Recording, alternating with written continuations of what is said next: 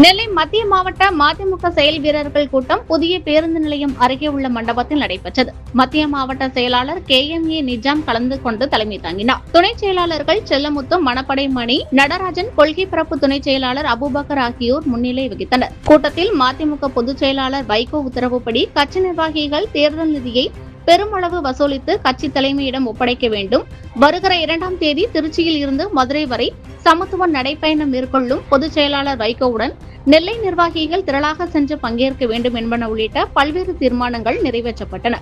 இதில் பாலு, நிர்வாகிகள் ஆட்டோ ராதா, சங்கர், விஜயகுமார், பாக்கியம், கோல்சேகர், முருகன், டன்கான், சந்திரன் உள்ளிட்ட பலரும் கலந்து கொண்டனர்.